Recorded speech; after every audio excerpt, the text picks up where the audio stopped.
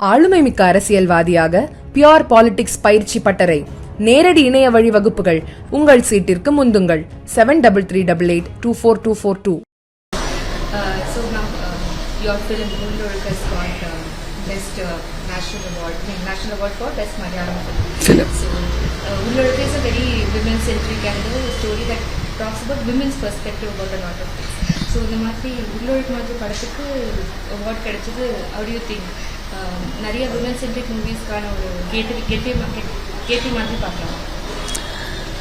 மலையாளத்தில் நிறைய படங்கள் அந்த மாதிரி வந்திருக்கு. பட் இது வந்து இந்த அட்மாஸ்பியர், இந்த பேக்ரவுண்டு, இந்த மாதிரி ஒரு ஸ்டோரி மலையாளத்தில் இது வரைக்கும் வரல. மற்ற சவுத்தில் எந்த மொழியிலையும் நான் பார்க்கல. அண்ட் ஈவன் நார்த்தில் கூட அப்படி ஒரு படம் வந்திருந்தா நம்ம பேசப்பட்டிருக்கும், நமக்கு தெரிஞ்சிருக்கும்.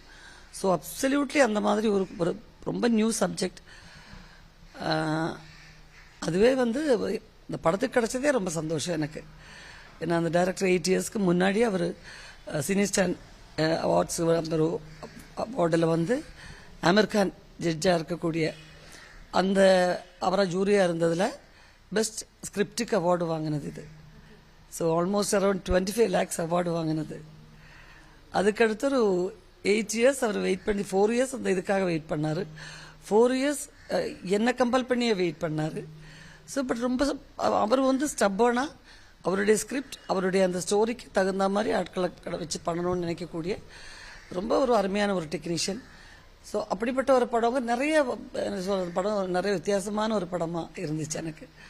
ஸோ அந்த படத்துக்கு விருது கிடைச்சதும் எனக்கு விருது கிடைச்சதும் சந்தோஷம்.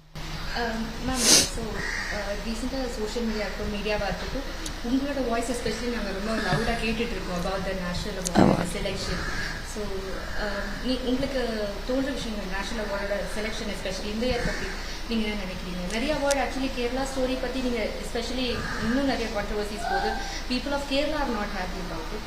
ஸோ அதை பற்றி நீங்கள் என்ன சொல்லுவீங்க? இல்லை, கேரளா ஸ்டோரி நான் பார்க்கல. அதனால் இந்த படத்தை பற்றி நம்ம ஆத்தென்டிக்காக ஒரு பதில் சொல்கிறது தப்பாயிடும். பட் பொதுவாக இந்த தடவை உள்ள நேஷனல் அவார்டில் வந்து என்னமோ ஒரு ஆறுதல் பரிசு மாதிரி சவுத்துக்கு கொடுத்தாங்களோங்கிற ஒரு ஃபீல் இருக்குது. அதில் பெரிய சந்தோஷம் MS பாஸ்கரனாக்கு கிடைச்சது. ரொம்ப ரொம்ப ரொம்ப கிரேட் ஆக்டர் ஒரு. பிகாஸ் அவர் நல்ல டப்பிங் ஆர்டிஸ்ட், நல்ல ஆர்டிஸ்ட், ரொம்ப டேலண்டானவர் அவர். அவருக்கு அந்த அவார்டு என்ன பார்க்கிங் நான் பார்த்தேன், ரொம்ப பிரமாதமாக பெர்ஃபார்ம் பண்ணியிருந்தார். அது ரொம்ப ரொம்ப சந்தோஷம். அண்ட் மலையாளத்தில் விஜயராகவன் அவரும் நாடகத்திலேருந்து வந்து ஒரு மிகப்பெரிய ஆக்டர். அவருக்கும் ரொம்ப லேட்டாக ஆனாலும் ஒரு அவார்டு கிடைச்சதுல சந்தோஷம் இருக்குது. பட் என்னென்னா இது ஒரு இதுவரைக்கும் கொடுக்கப்பட்ட விருதுகள் எப்படின்னு கேட்டிங்கன்னா, லீட் ரோல் பண்ணுறவங்களுக்கு பெஸ்ட் ஆக்டர், பெஸ்ட் ஆக்ட்ரஸ் அப்படித்தான். இப்போ நமக்கு ஷாருக் கானுக்கும் என்ன சொல்கிறது, ராணி முகர்ஜிக்கும் கிடச்சிருக்கிறது. ஷாருக் கான் லேட்டாக தான் அவர் கிடச்சிருக்குன்னு சொல்லணும். இதுக்கு முன்னாடியே எவ்வளவோ படங்கள் சூப்பர் பர்ஃபார்மன்ஸுக்கு அவர் வாங்கியிருக்கணும், அவர் கிடைக்கல. இந்த தடவை தான் கிடச்சிருக்கு. அவர் கூட ஷேர் பண்ணிக்கிட்ட மிஸ்டர் விக்ரம் அப்படின்னு சொல்கிறவரும் நல்ல ஆக்டர். ராணி முகர்ஜியும் பிரமாதமான ஆக்ட்ரஸ். ஸோ கொடுக்கப்பட்ட அவார்டுகளை பற்றி நமக்கு எந்த விதமான கம்ப்ளைண்ட்டும் கிடையாது. கொடுக்கப்படாத இல்லைன்னா அதை கன்சிடர் பண்ண விதம், அதில் தான் ஒரு குழப்பம். லீட் ரோல் பண்ணவங்களுக்கு கொடுக்க வேண்டிய விருதை சப்போர்ட்டிங் ஆர்டிஸ்ட் கொடுத்தா சப்போர்ட்டிங் கேரக்டர்ஸ் பண்ணக்கூடியவங்க நிலைமை என்ன? ஸோ அந்த மாதிரி நல்ல நல்ல கேரக்டர்ஸ் பண்ணக்கூடியவங்க மலையாளத்தில் சொல்கிறேன், தமிழில் இல்லை, அந்த மாதிரி பண்ணக்கூடிய நிறைய ஆர்டிஸ்ட் உள்ள ஒரு இண்டஸ்ட்ரி மலையாளம். ஸோ அங்கே இருக்கிற நிறைய ஆர்டிஸ்ட்டுக்கு என்ன லீட் ரோல் பண்ணுறவங்களே அந்த பெஸ்ட் ஆக்டரும் வாங்குறாங்க, லீட் ரோல் பண்ணுறவங்களே சப்போர்ட்டிங்கும் வாங்குறாங்க. இப்போ நம்மள மாதிரி ஆட்களுக்கு என்ன எதிர்பார்ப்பு? ஸோ அதை பற்றி இவங்க யோசிக்கவே இல்லை. அந்த ஒரு சமாச்சாரம் இருந்திருக்கணும் இல்லையா? ஸோ அதுதான் என்னுடைய முக்கியமான கேள்வி. அதுதான் இந்த கேள்வி எனக்காக இல்லை, எந்த விருதுக்காகவும் நான் நடித்ததே கிடையாது வரைக்கும். இப்போ எல்லாரும் கேட்கலாம், நீங்கள் பணம் வாங்குறீங்களே பின்ன என்னத்துக்கு விருதுன்னு கேட்கவே இல்லையே. நம்ம எனக்கு விருது கொடுங்க அப்படின்னு கேட்டால் வாங்குறோம் கிடையாது. கொடுத்தா ஒழுங்காக கொடுங்க. நல்ல பசியோடு வந்தவனே விருந்து போடப்படுறதை விட்டுட்டு 2 அதிரசத்தை கொடுத்து அனுப்பாதீங்கன்னு தான் சொல்கிறோம்.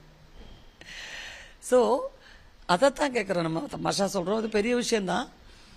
அதுதான் என்னுடைய முக்கியமான கேள்வி. இப்போ நாளைக்கு நானே ஒரு கேரக்டர், நல்ல ஒரு கேரக்டர் பண்ணுவேன். அந்த மாதிரி ஒரு கேரக்டர் பண்ணும்போது அதற்கான ஒரு பாராட்டு எந்த விதத்திலையும் சென்ட்ரல் இருந்து நமக்கு கிடைக்கிறதுக்கு வாய்ப்பு இல்லைங்கிற மாதிரி ஒரு ஃபீல் வருது இல்லை நமக்கு. அதுதான். உள்ளுழக்கு பத்தி பேசும்போது நீங்க சொன்னீங்க nobody has taken such movies before. ஆமா ஆமா. So women centric moviesக்கே வந்து ஆக்சுவலா நிறைய ப்ராப்ளம்ஸ் இருக்கு. அண்ட் இப்போ எஸ்பெஷலி ஆஃப்டர் ஹீமா கமிட்டி வரும்போது விமனோட participation in cinema industry itself had a lot of U turns நான் பார்த்தேன். ஸோ அந்த கமிட்டி ரிப்போர்ட்டுக்கு அதுக்கப்புறமா வந்து Kerala government they are forming a conclave to decide policies to make cinema more women friendly. So இந்த இனிஷியேட்டிவை நீங்கள் எப்படி பார்க்குறீங்க? I you forcing this to happen in other states and other languages actually? இல்லை, இது ஒரு நல்ல விஷயம். ஆண்களும் பெண்களும் சேர்ந்து ஒன்றா செயல்படக்கூடிய இல்லை ஒர்க் பண்ணக்கூடிய இடங்கள், அது எந்த ஒரு டிபார்ட்மெண்ட் ஆகட்டும், எந்த இடமாகட்டும், நேச்சுரலி சின்ன சின்ன பிரச்சனைகள் இந்த மாதிரிப்பட்ட கம்ப்ளைண்ட்ஸ் வர்றது குவைட் நேச்சுரல். சினிமான்னும் போது இது இன்னும் கொஞ்சம் பூஸ்டப் ஆகும். அதுதான் ஒரு வித்தியாசம். இது வரைக்கும் வந்து சில விஷயங்கள்லாம் சொல்றதுக்கு பயந்து இருந்தாங்க. இது சொன்னாக்க ஏதாவது பிரச்சனை ஆகுமா அப்படிங்கிற ஃபீல் இருந்தது. ஏன்னா எல்லாருடையும் கவனத்தை இருக்கக்கூடிய இண்டஸ்ட்ரின்னும் போது இதெல்லாம் பேப்பரில் வருமா? இப்போ நம்ம ஃபேமிலியில் இருக்கிறவங்களுக்கு அதுதான் முக்கியம். நம்ம குடும்பத்தில் இருக்கிறவங்களுக்கு ஒரு அசிங்கம் ஆயிடுமா? ஏன்னா என் கூட இப்போ நான் ஒரு கம்ப்ளைண்ட் பண்ணால் எங்கள் அப்பா அம்மா இருக்காங்க, என் கூட பருப்பு இருக்காங்க, என் பொண்ணு இருக்கா, அவங்களெல்லாம் அஃபெக்ட் ஆகும். அவங்ககிட்ட எல்லாம் கேட்பாங்களே கேள்வி. அதனால தான் சினிமாவில் இந்த கம்ப்ளைண்ட் வெளியே சொல்ல முடியாத சூழ்நிலை இருந்துச்சு. பட் இன்னைக்கு இருக்கிற கேர்ள்ஸ் அவங்க ரொம்ப போல்டாக இருக்காங்க. அவங்க ஃபேமிலியில் உள்ளவங்களும் சப்போர்ட் பண்ணுறாங்க. நீ போய் சொல்லு அப்படிங்கிறது. அப்படி சில பேர் கம்ப்ளைண்ட் பண்ணியிருக்காங்க. பட் இதுலேயும் சில பேர் வந்து தற்காலிகமாக தங்களுடைய சொந்த தாற்பயங்களுக்காக இதை யூஸ் பண்ணுவாங்க. ஆண்கள் மேலே அபாண்டமான பொய்யை சொல்கிறதுக்கான வாய்ப்புகளும் இருக்குது. சில கேசஸ் அப்படி தான் இப்போ ப்ரூவ் ஆகிருக்கு. ஸோ இந்த ரெண்டு இது விஷயமும் இருக்குது. ஸோ கோர்ட்டுக்கு முன்னாடி இருக்கிற அந்த ஒரு விஷயத்தை பற்றி நம்ம ஒரு முடிவு மாதிரியோ இல்லை இப்படி பண்ணலாங்கிறது மாதிரி இனிமேல் பேச முடியாது. பட் இந்த கான்க்ளேவ் இஸ் குட். அது ஒரு நல்ல முயற்சி. இது எந்த அளவுக்கு ஒர்க் அவுட் ஆகுங்கிறத பார்த்து தான் இதனுடைய சமாச்சாரங்களை பற்றி நம்ம பேசணும். பட் எனிவே அதற்கான முயற்சி அந்த கவர்மெண்ட் எடுத்தது பாராட்டப்பட வேண்டிய விஷயம்.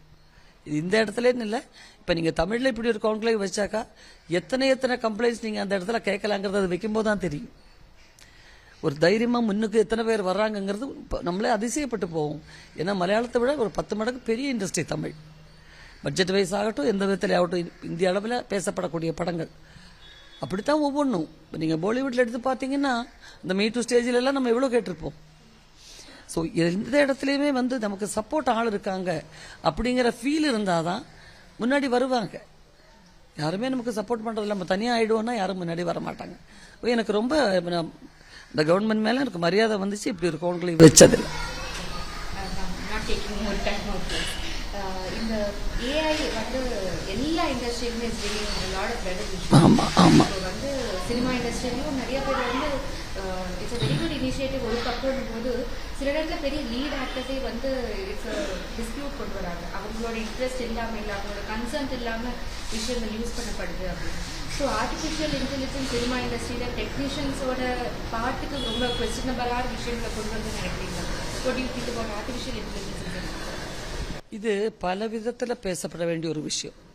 ஏன்னா இதற்கு கண்டிப்பாக ஒரு சென்சரும் சட்டமும் டெஃபினட்டாக வேணும், அட்லீஸ்ட் இந்தியாவிலேயாவது. ஏன்னா இங்கேயும் பாதிக்கப்பட போவது அதிகமாக பெண்கள் தான். அவங்கள வந்து ஒரு ஆர்டிஃபிஷியலாக ஒரு பெண்ணை வந்து நியூடாக கன்வெர்ட் பண்ணலாம் அப்படிங்கிற ஒரு பாசிபிலிட்டி இருக்கிற ஒரு விஷயத்த நம்ம பயப்படணும், நம்ம ஊர் பயப்படணும். இதை பற்றி டீட்டெயில்ஸ் தெரியாது. இப்போ நான் மொபைலில் பார்த்துக்கிட்டே இருக்கேன், இதில் ஏதாவது வந்ததுன்னா தான் ஏயான்னு எனக்கு தெரியல.